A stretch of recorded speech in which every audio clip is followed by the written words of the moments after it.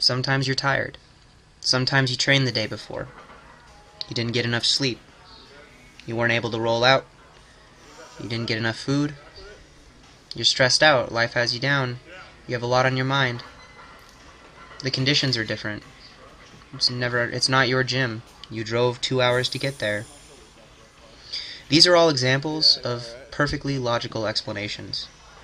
Not excuses, reasons that people would give, and could be validly taken as a reason to not do what they needed to do in their own mind, or stop. I had a lot of them today. I could have told myself that there was just so much on my plate I should push the workout back, or I should do something else since I'm here in this new training environment, try out some of the stuff they have. But then I wouldn't do what I had set it out to do, and I wouldn't be working within the parameters that I have set for myself. And what's that really amount to? For anyone else, nothing. Because it doesn't affect anyone else.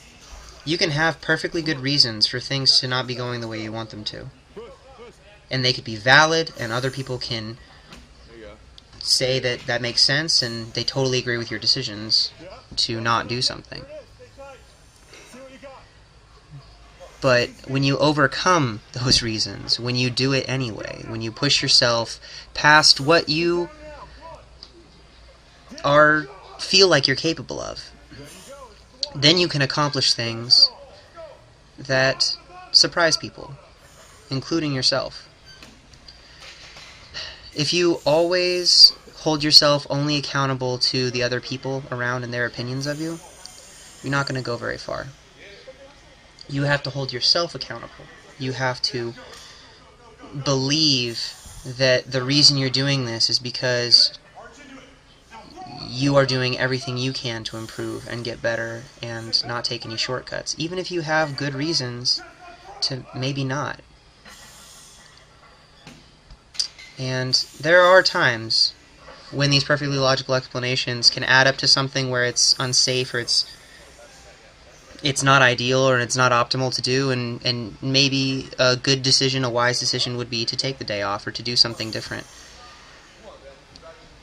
But then there's those other times where you just have to grind through and accept that everything's not going to go perfectly, and the way that you idealize what you'd like to accomplish maybe comes out differently. And you have to work a little harder, you have to dig a little deeper, you have to grind a little bit more, and suffer a little bit more, and find something else deep inside yourself to pull from because you don't feel like you have enough. But those are the times when you will develop the most. Those are the times that stick with you the longest and will have the most lasting impression on how you're built. What you do doesn't affect the people around you directly. No one else, in this specifically, no one else is affected by the work you're doing as it transfers over to them. But you can act as an example.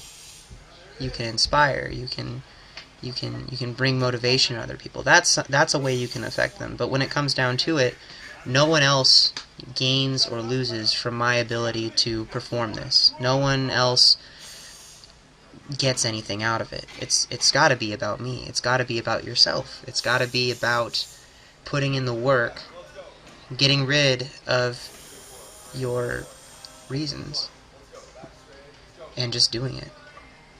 And that's what I really went through today. 10 sets of 3 squats at 530 pounds, when last week 520 almost crushed me every single time. And I made it through, and there were a few sets here and there that were not very good.